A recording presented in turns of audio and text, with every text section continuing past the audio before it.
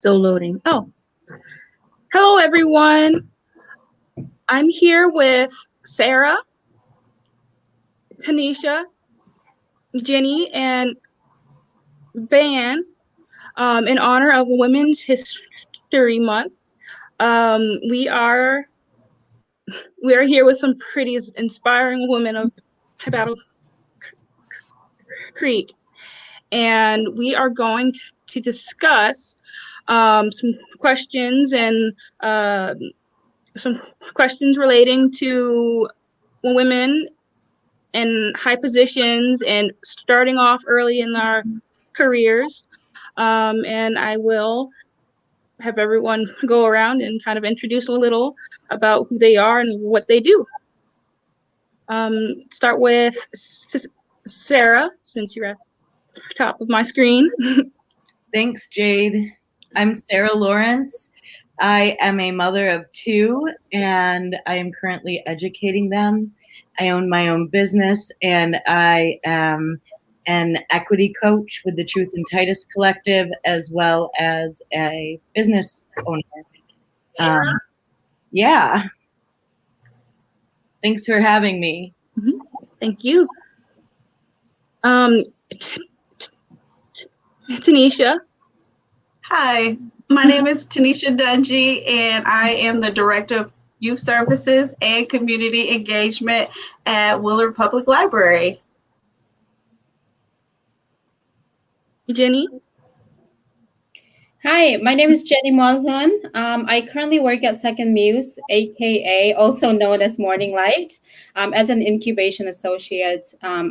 I was newly appointed as commissioner of the Michigan Asian Pacific American Affairs Commission. On the side, I run a blog called jensfruitfulgarden.com, where I openly share about my life's experiences to inspire women and younger generation.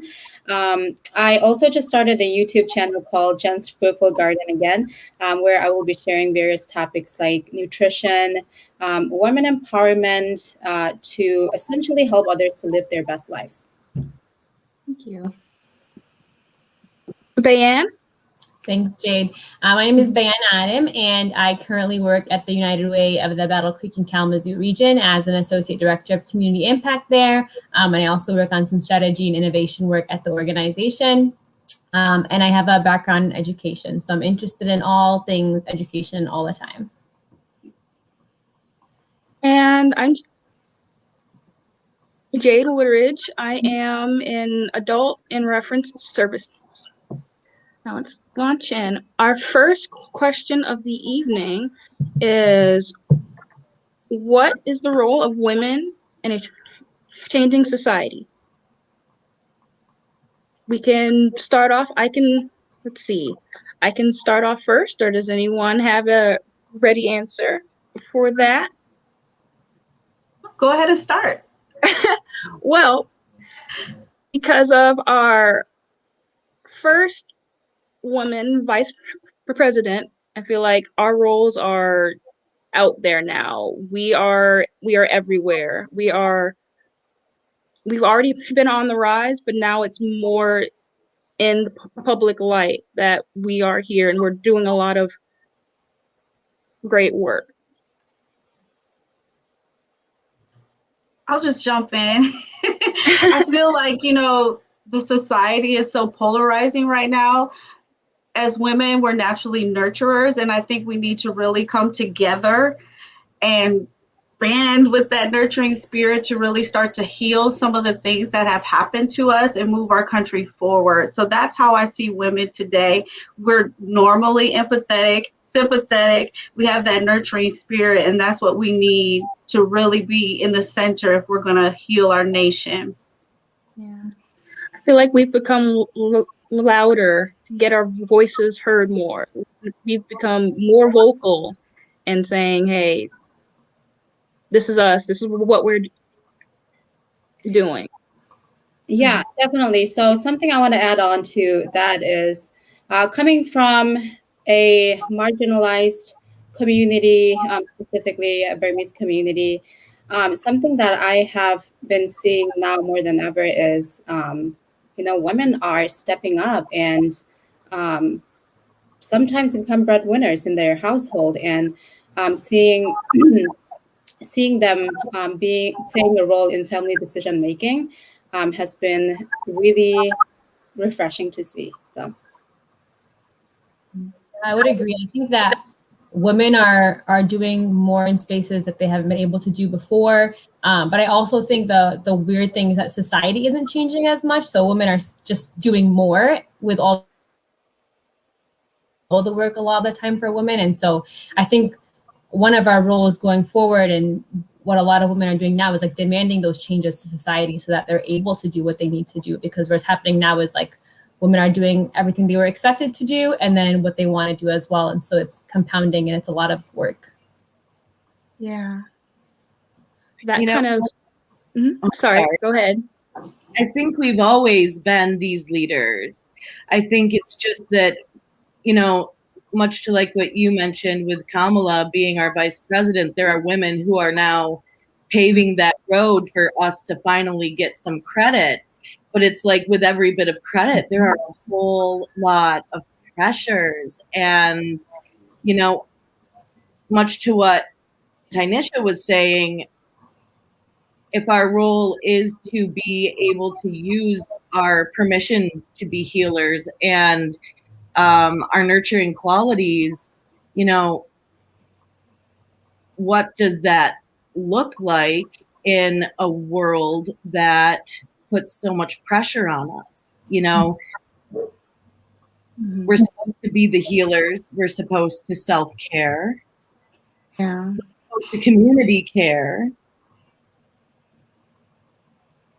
There was an article I read about, I believe she was a senator or someone who was newly appointed to the White House, and they didn't ask her about, you know, where she stood on certain topics. They immediately asked her, so how does this impact you as a wife? How does this impact you as a mother? Like, they honed in on her roles as a wife and mother and caretaker of her family, but not the job at hand or her policies. And I don't follow politics enough or at all, but when I read that article, it just kind of made me frown, like that's what's important right now, you know, her family life and her home. Just had to throw that out there, that I feel like no matter, as we're changing, the band was right, they're still going slower and we're going faster, I guess. Mhm. Kind of leads into the next question, which is, how have women in power changed over the years? So we kind of touched on how we were and I guess how we are now, but have you seen any significant changes over the years? I know I was telling you all earlier that I'm new in the work field, so I don't really have experience as like what was back then and the changes.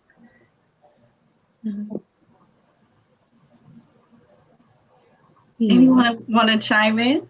I don't know. I think I have two answers to this question. I feel like from my experience and my perspective, I think there's change around, you know, especially in the workplace, when you have other women there's more space now to talk about the things that we're all experiencing. So there's shared experiences and there's space to talk about those and kind of flesh those out and see what you can do about them. And then I also think that there maybe hasn't been so much change. So I also feel like when it comes to like, especially when looking at racial identities, when you look at like white women in power, there isn't always that much change in that space because you still see that like power hoarding. You still see kind of like, you don't see that solidarity when it comes to womanhood when race is involved. And so I feel like that's something that still is holding us back. And I think that like as women is something we all need to, well, especially white women, have to kind of work on. How do we change that notion? Because I think that's something that's been has been pretty big in holding back the progress of women. I agree. As a white woman, it is everywhere. And I think that some of that is because of our relationship to power. And as white women, we see the end all be all of power is to mimicking and aligning with white men. And, it benefits us. We do keep ourselves away from a whole lot of damage, but we absolutely stop our liberation and stomp on others. And I hope, and I'm working toward, building relationships and redefining power. I think women can change power. I don't think we have to be power over. I think that we, as long as we liberate ourselves, can absolutely be a part of power with. And that's even more power, If you have power over something, that's a box. Power with, that's unstoppable. Yeah. I totally agree with that. I do want to talk a little bit more about how we can work together in that feeling of womanhood and sisterhood, because we all have those things that intersect, but one thing that is in common is being a female. So how do we kind of move past, the racial barriers and whatever else is in the way to really say, no, we're going to just unite as females? So I want to chime in here. The first thing that comes to mind is this notion of us women being in competition with one another. We're not. We're not in competition. And I've worked at a male-dominated work environment where women were pitted against each other. And it's like we're fighting for like one role, like just one single role that is created. Like it seems like in an organization, like you can't have more than one powerful female role there. So like everyone's fighting for that, right? So I have a friend named Damara West, and I'm sure you guys know her. She's amazing. And I read her blog post earlier, and she says, when we can see all people's sufferings as a connection to our own, that allows deep connection to occur. So this changed everything for me. We have similar systemic disadvantages. So let's create deep connection from our shared hardships and fight the injustices we see in the world together. We're sisters. Yeah. I think too, along with that solidarity and that not pitting each other against one another, there is a reality, and this is coming from, I recognize that this is from the more privileged identity, and it's that it is incredibly important to align yourself, or I'm going to speak from myself, a place of myself. It is incredibly important for me to align myself with the most vulnerable in the most vulnerable communities. That way, I know that everybody is being liberated. I think that sometimes, especially as white women, we don't do that. We're like, hey, battle won, we don't have to fight anymore because we have this access to privilege. But where we can really build together instead of just aligning with that power is by liberating the most impacted identity. And oftentimes that's, well, no, all the time, that's our disabled, that's trans people, that is, there's colorism in Black communities, and then it goes just from there up to white men. It all plays a part. And as long as we're looking out for the people that suffer the most under the violence, and it is violence, of the power that we have in our systems right now, then we can, find justice for all. Because justice for those who get it first isn't working. Yeah. Yeah. I think it's important, like, for us to remember, like, that solidarity piece, and like remembering what we have in common is our womanhood is so important, because no matter how much you get up the ladder or whatever it is, and you're still a woman, right? Men will see you that way, and so the power structure never really changes, and so you will always have those obstacles in place if you don't address them when you can. And so it's like having that investment in addressing those problems now will pay off later on, like you're saying, Sarah. That liberation will be so important to making sure that when you get up to wherever you need to go, you don't have obstacles still in your way because you've changed it. I do want to piggyback off of something that you said, Sarah, and you talked about kind of like this weight. And as a female, and it also connects to what Jade said, the guy was focused more on being a wife and being a mother. And for many of us, we have several titles: wife, mother, daughter, sister, on top of all of our work roles. How do we balance the pressures that we have, not only in our personal lives, but in our professional lives as well?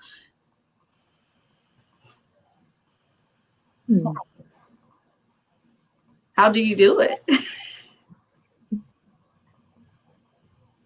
One step at a time, right?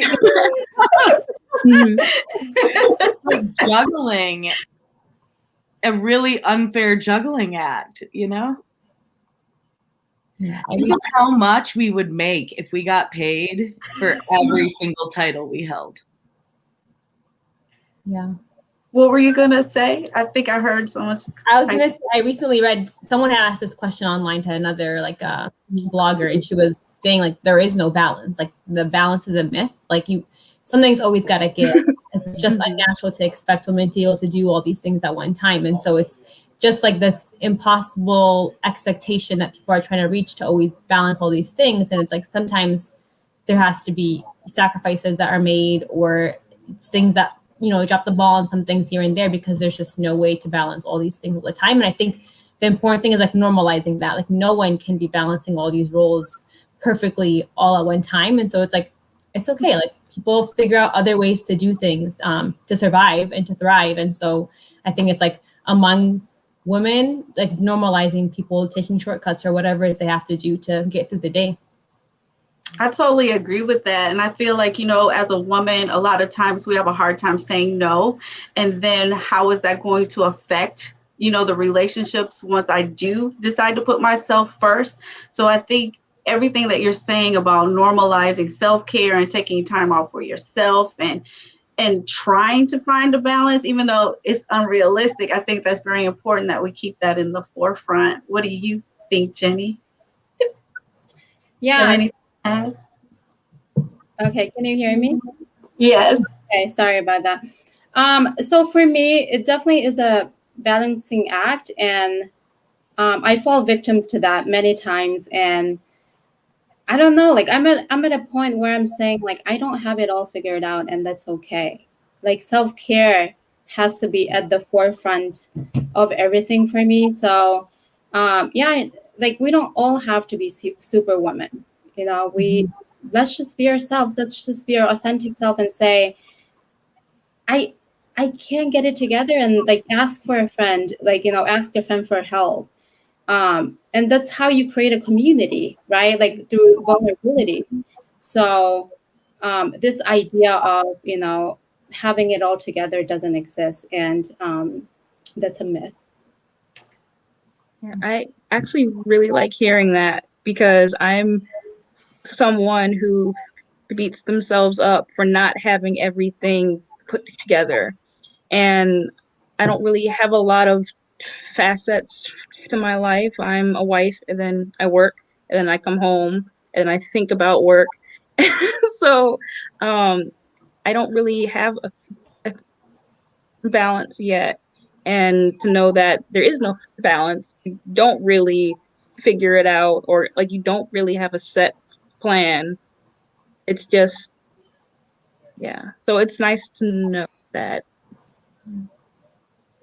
Isn't it interesting that we call it a balancing act?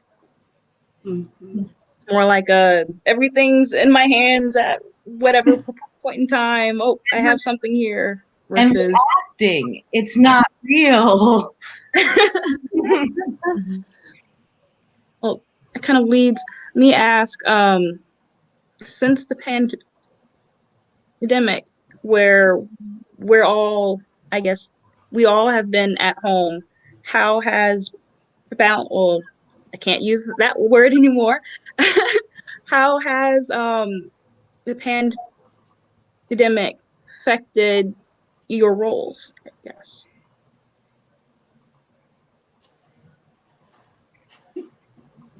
As a mother, I became a teacher overnight. And at first, the pressure was really bad. And I haven't always been okay. And some days I'm still really not okay with any of it. But I do appreciate the accessibility that COVID has brought, because it allows me to have all these pressures and still do things for me, my professional life and my activism life. So in some ways it's better, but the burden is real. I'll add to that, being a leader during a pandemic and everything is so uncertain and no one has ever experienced that before, and making sure that you are making the best choice, that really was difficult initially. How are we going to do the things that we normally do? And everyone's kind of expecting you to make these decisions and make the right ones. And on top of that, I mean, being in a pandemic in general is stressful. It's traumatic. And many of us have lost loved ones during that time as well. And then to just take on that additional burden of making decisions that affects lots of people, that was a very trying time for me, last March when we entered into the pandemic. Yeah. I agree with that. You think working from home would be one way, like, oh, this will be easy. I'm working from home. I'm in my own element, my own environment, my own peace and calm. But there's so many more decisions that have to be made from home, from your peace and calm, that kind of just makes your peace and calm not peace and calm anymore.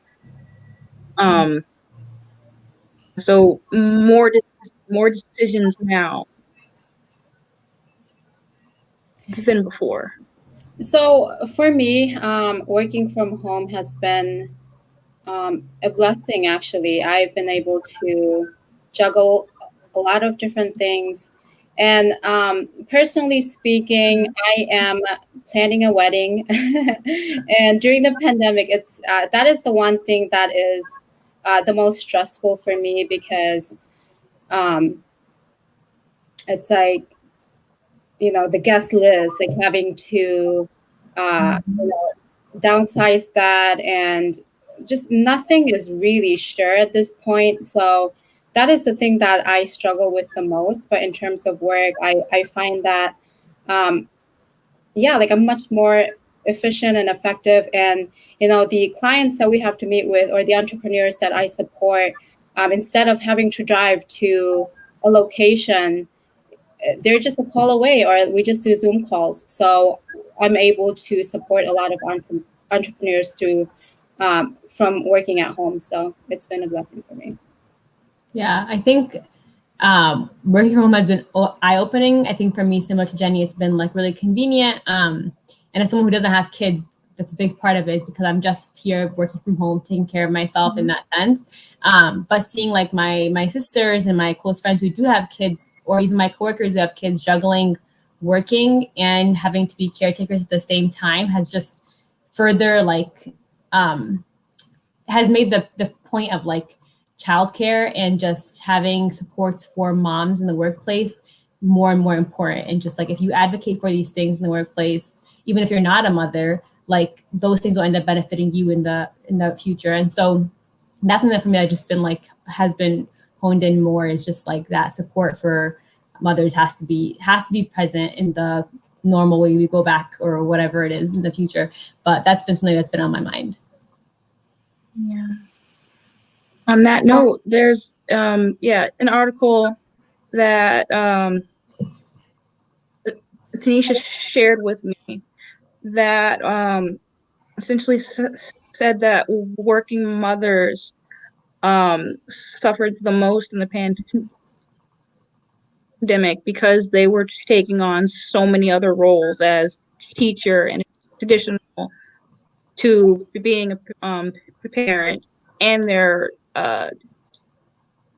day jobs as well. But when we go back to work and the school systems are still in that limbo, how can we as women support our fellow women who are also working mothers?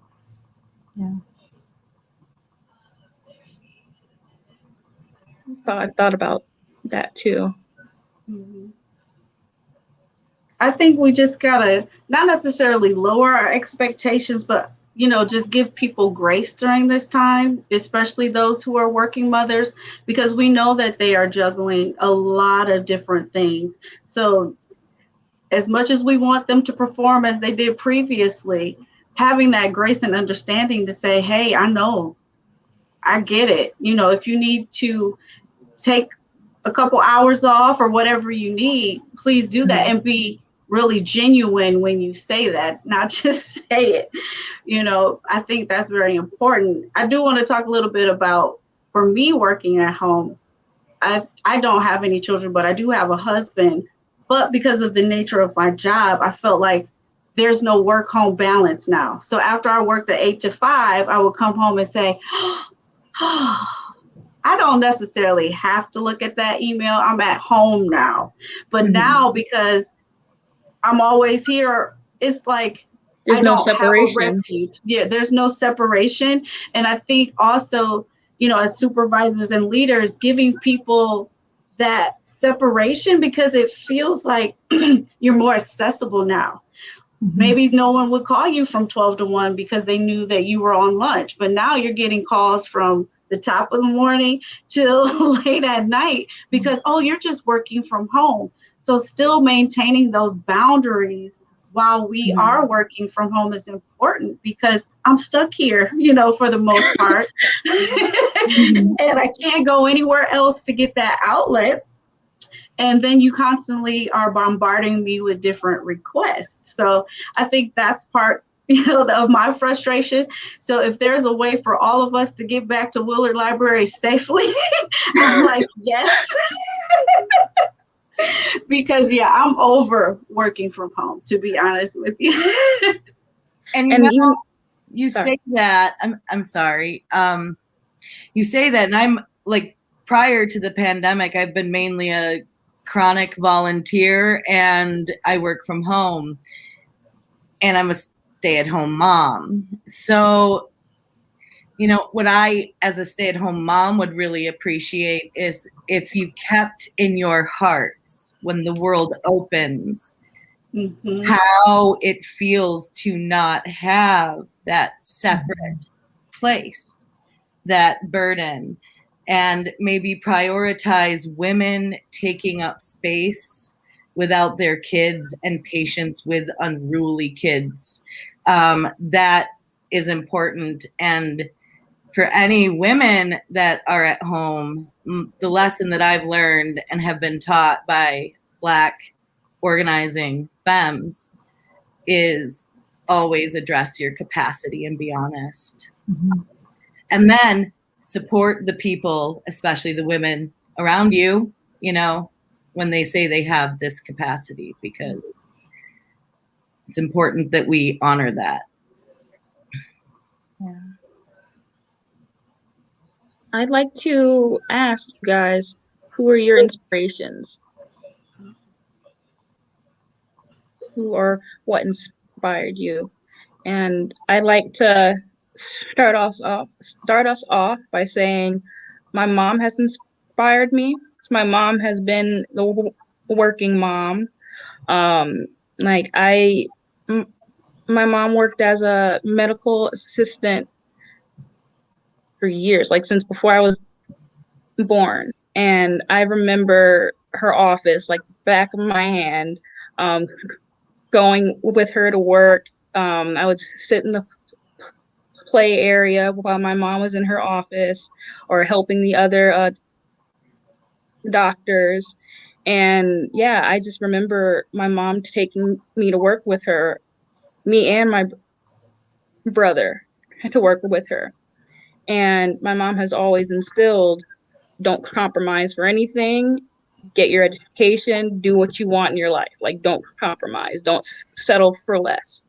So he inspired me to keep going.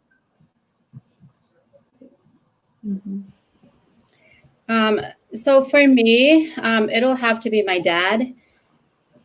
As much as growing up, he used to irritate me.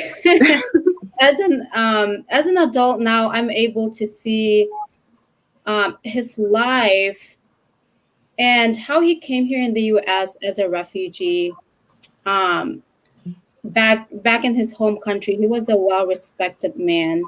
He was a gifted educator, math teacher, and everyone in the village adored him.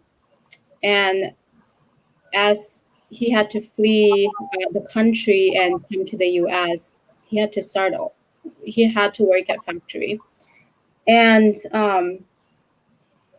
so we were separated for 4 years. So he came here first, and we were still back at home. And during those times, he was working at a supermarket as a stocker and he only got paid he worked for 12 hours and he got paid $50 a day.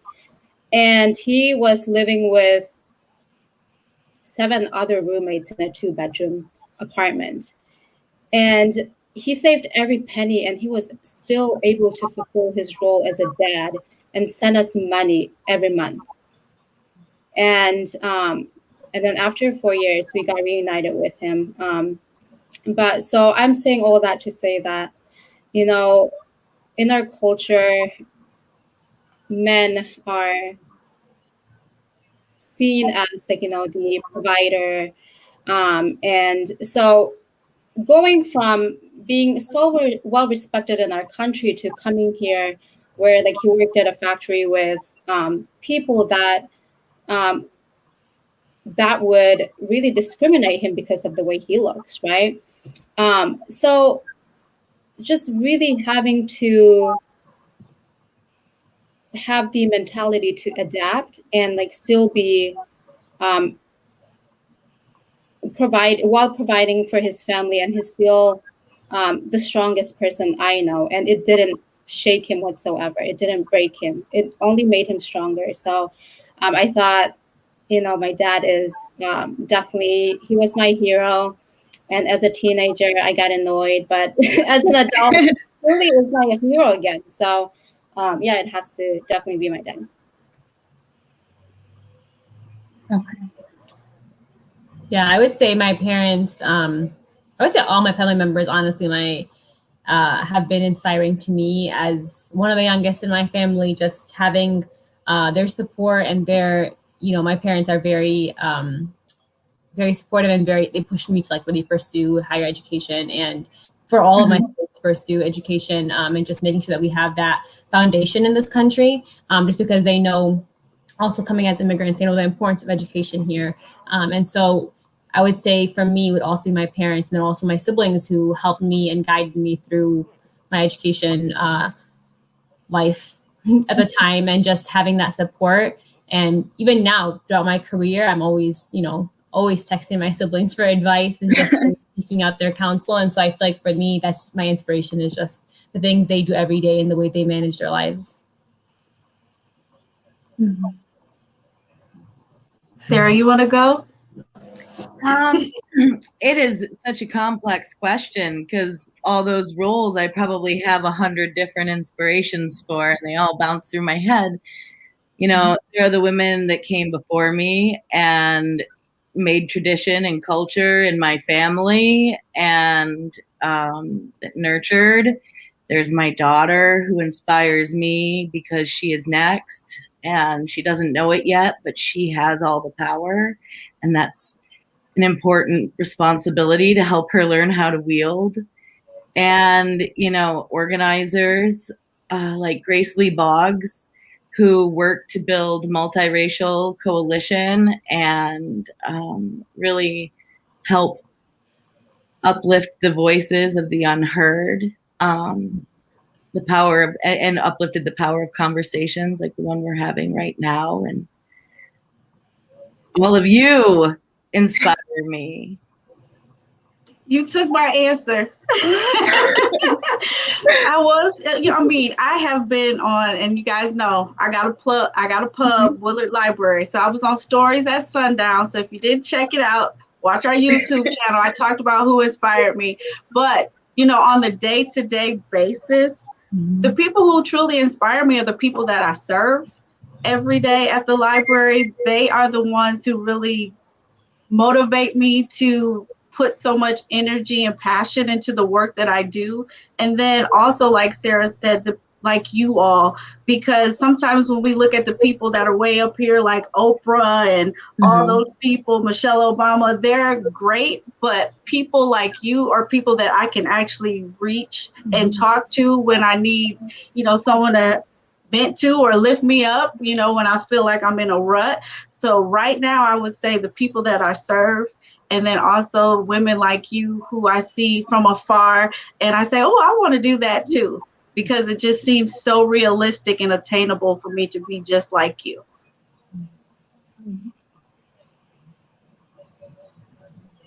Segue. I'm going to segue in. So on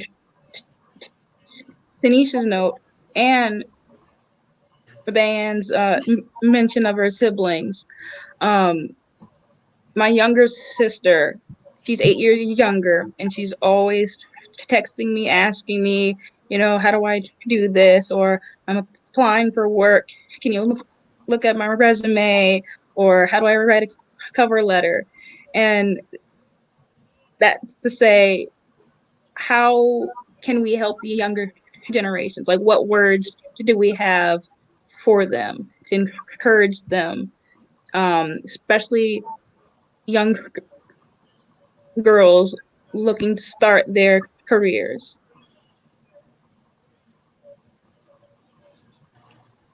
Anyone want to go first? I will go first.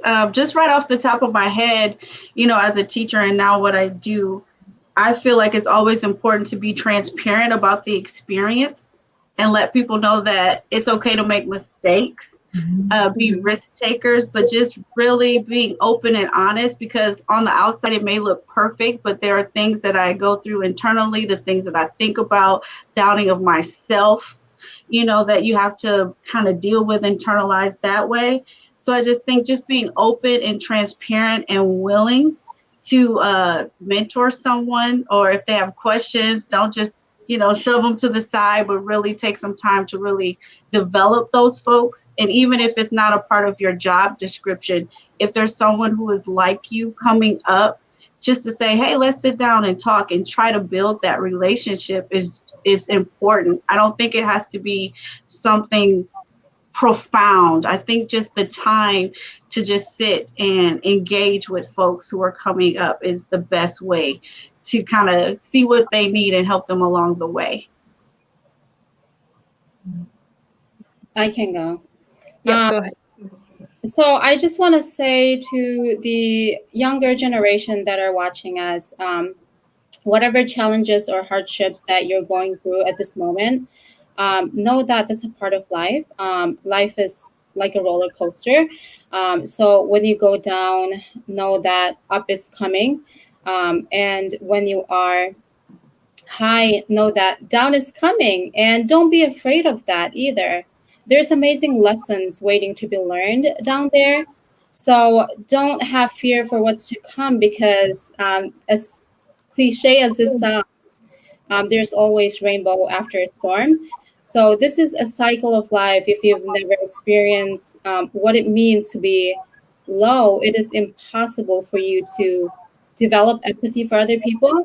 So for me, whenever I go through something that seems unbearable, I also have this sense of knowing that, something amazing will be born out of this pain, and I'm usually always right. And another thing that I want to add on to that is the female menstrual cycle, right? So I had this amazing experience with my fiance. So one day I got really grumpy during one of the cycles, and my fiance is something that brings so much healing. Um, where there's healing, I'll say shame has no place. So something that he said was, the female cycle is beautiful. Every month you harbor the potential for new life. Perhaps the soul inside you longs to proliferate and feels melancholy when the potential is lost. But just like the waves or the phases of the moon, the end of something is also its beginning again. So this was a reminder that life is a cycle. Where there's pain, there's going to be happiness waiting for us. So that's what I want to share with the youth. Hey, Jade, I was just wondering, are we receiving any comments from the people who are watching, or if anyone has questions for the panelists? I think that would be awesome. We've been receiving some really great comments. They love our honest answers. One question was, is there a conversation about man and about the father's participation in the child's education? I will make that visible for you guys. And I'm not a mother. I cannot answer this. So Sarah, I think it's for you. Yeah, in our family, the way that we work, even though we are a heterosexual family, we are both nurturers, we are both teachers, and our job is to just kind of pick up where the other one has less strength. And when we take the gendering out of parenting, I think it's really liberating, because then, dad's not just always the disciplinarian. Dad's not just viewed as the provider. I'm a provider too, and we're all providing. And in some ways, my kids are expected to provide too, because culture isn't just service or servitude. It's like celebration and working together. And I know in my life, my dad always made me feel smart and always made me feel special. So I think that dad does play a big role in that. I do think that question is important, though, because we always hear about the females, of the household talking about being the teacher, but we don't hear as much the men saying that, no, I am sacrificing this to be at home. So I think that is a very interesting point that she raised, and it would be great to hear, why is that?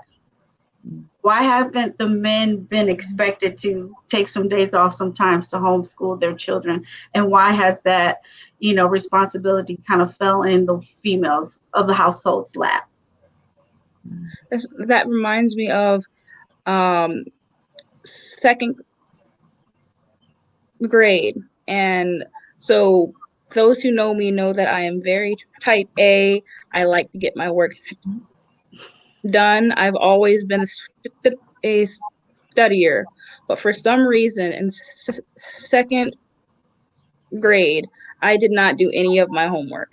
And this lasted, I would receive assignments and I just hoard them away. I didn't do anything until my dad found out. And he was the one who sat down with me and said, you're going to do every single one of these assignments. I'm going to sit here with you and we're going to work on these. And he was the one who sat with me for however long. It took forever because I hoarded them away and didn't do anything of it. So he's the one who sat with me, and math questions and spelling, all of that. He was right there. Yeah. That's awesome. Do we have any other questions or comments? Let's see, we got a heart.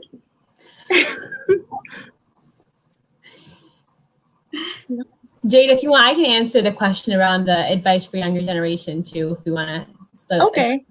Yeah, I was just thinking, as a former, so when I was a teacher a few years ago, I taught at a private Islamic school, so it was majority Muslim students. So I think a lot of my advice is tailored toward like Muslim girls, Muslim women. And so one thing that I always would remind them, and I want to continue to remind them, and has helped me a lot in my life, is just being authentic, like being really authentic and being upfront, especially in professional settings, around what it is that you need, and not, putting anything above your comfort and your values. So for me, for example, moving to this region and working in a new environment where for a lot of people, it was the first Muslim person they worked with, that was intimidating, but also at the same time for me, a really liberating thing to do was to just normalize like my own practices. So for example, if I have to pray in the middle of the day, I didn't really hide it. I kind of just told my coworker, I'm going to go and pray in the wellness room or whatever it is. Just making that language normal in the workplace and making sure that people know that I have like these things that I have to do during the day that are really important to me helped me to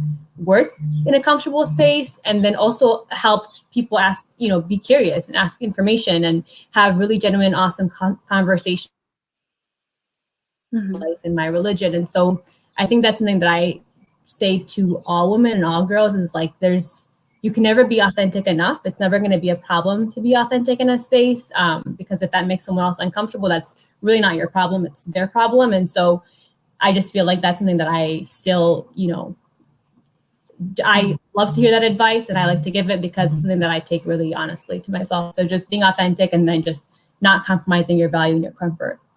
Yeah, I'd like to add, have a voice and don't feel guilty about having a voice.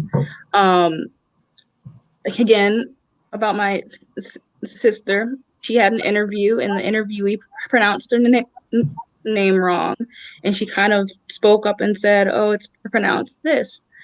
The interviewer basically tore a new one, saying, it sounds like you're someone who likes to argue. I didn't ask you what your name was. Like things like that. And it made her feel like maybe I shouldn't have said anything. Maybe I should just be quiet. And I'm like, no, have your voice. If he was pronouncing your name wrong, you tell him what your name is in the most respectful way, and just have a voice. Don't feel bad about speaking up about things that upset you or that are unfair. That is unfair. Yeah. And I'm sure personally, sorry, go ahead. I was like, in those situations, you feel so much regret because you're like, maybe I shouldn't have said that. I could have just let it go. I could have, and especially as women, I think we're expected to let things go. And so you're like, why did I even say anything? And it's important to remember that, like she doesn't want to work in an environment where this person knows that I'm going to be respectful of her name, And so that's so important that she has you in her life to kind of remind her of those. That's exactly what I was going to say. If he's already showing you how he's going to be before you get hired, that's a blessing that you saw that red flag before you got hired in. So don't think of it as you did something wrong. You kind of already know this is not the place for me, and you haven't invested that much time in it. Yep. We have a question from Mark.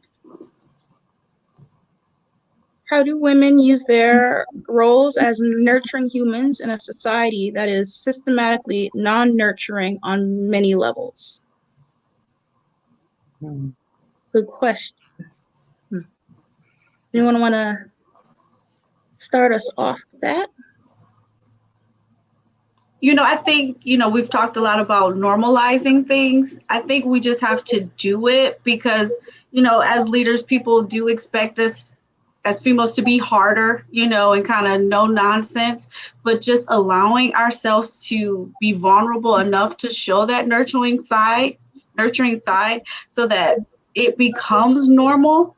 I think we just have to be more intentional about doing that, because there is no way that we can continue to lead in that type of direction. It has not been effective.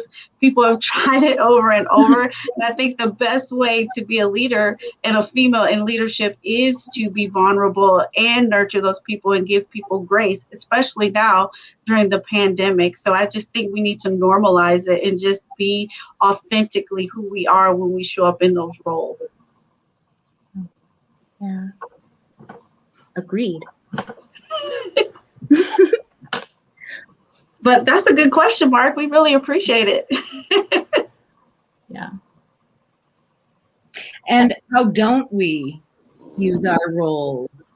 I mean, there is kind of like, aren't we all kind of students of obligation? Like, we don't really have that choice but to nurture in a non-nurturing world. Much like I feel, and I don't know what it's like to be a man, but I imagine it feels, there's a lot of pressure to be a provider and not be nurturing. Those demands absolutely just help us hone in our skill, but they're demands. I don't know how you rid of that either without eliminating a non-nurturing society. Yeah. My thoughts on that are I had thoughts. Hold on. I swear I have thoughts. It's like stereotypically women, we are seen as nurturing. We exclude men from that role. So that's what makes that non-nurturing society. We either don't see or ignore the men who are nurturing. And so it falls on us to be that visual nurturing figure. Mm-hmm. So I think recognizing it in men, recognizing men as nurturing figures as well will normalize nurturing in our society. So it doesn't just fall on us. Well, and we don't value nurturing monetarily. Mm-hmm. So, I agree with what you're saying, Jade. And I think that as long as we nurturers aren't valued,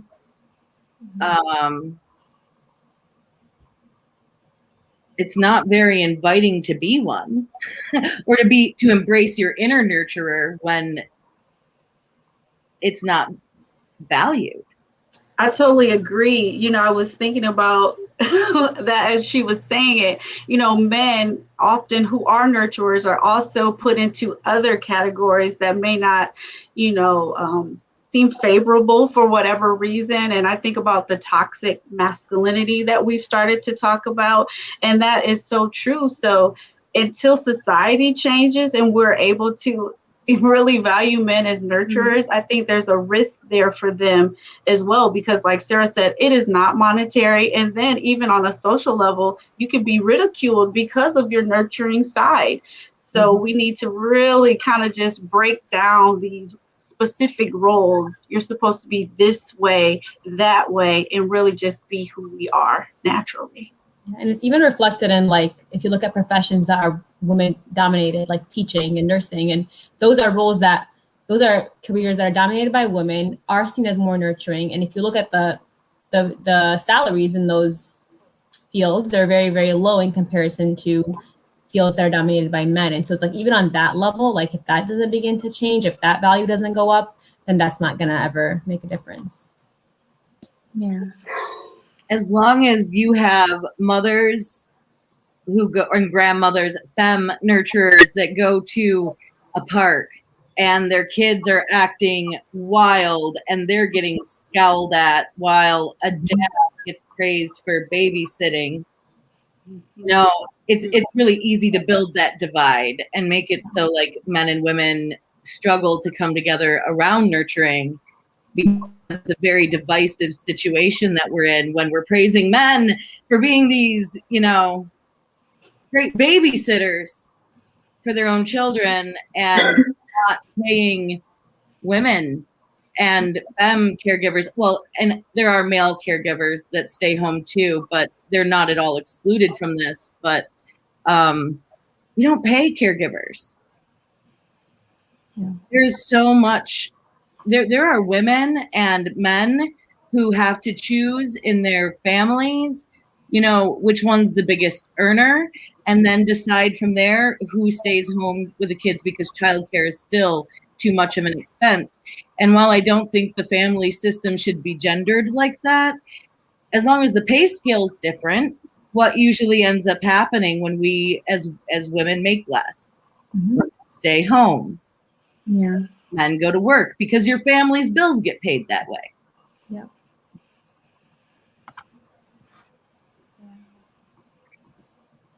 Wow. We are coming up on the 7 o'clock mark, and I've had a lot of fun with all of you and just hearing your answers and responses to questions here. It's made me think about a lot of things, and the response I hadn't even thought of that until hearing your responses and reading theirs. So thank you guys. We Thank have you, to ladies. do this again. We have to do this again. Yeah. You and Willard Library have been amazing hostesses. Thank you. Thank you for participating. It has been amazing. And thank you all for watching. Have a good night. Thank you so Good much, night, everyone. Thank you. Bye.